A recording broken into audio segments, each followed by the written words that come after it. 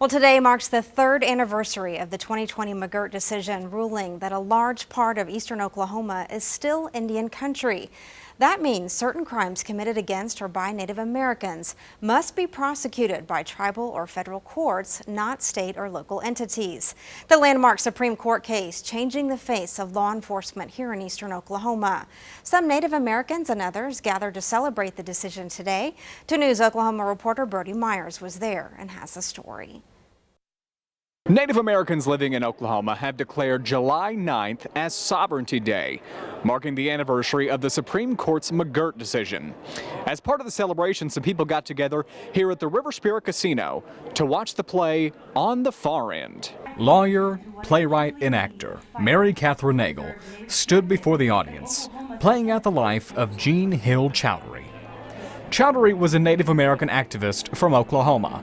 In her life, she would move to Tallahassee, Florida, and Tucson and Tempe, Arizona. She's also the mother to Jonadev Chowdhury, who spoke exclusively to 2 News Oklahoma after the play.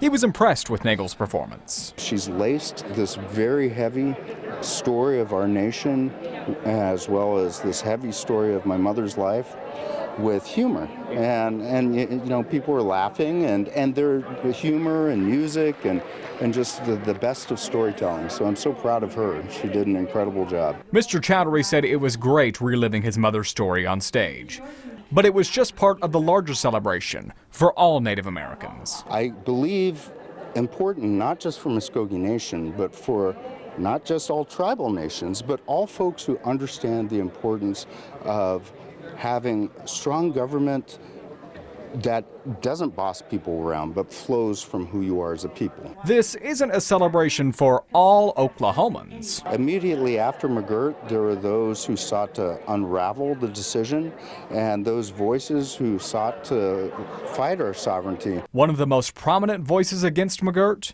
Governor Kevin Stitt. He has lambasted the decision all along, at one time saying McGirt would mean no rule of law in Oklahoma. The McGirt decision has some detractors, and the facts of the original case were pretty heinous. But Jonadev Chowdhury tells me it's all about the bigger picture. Before McGirt's name became famous, he was convicted of first-degree rape and other sex crimes.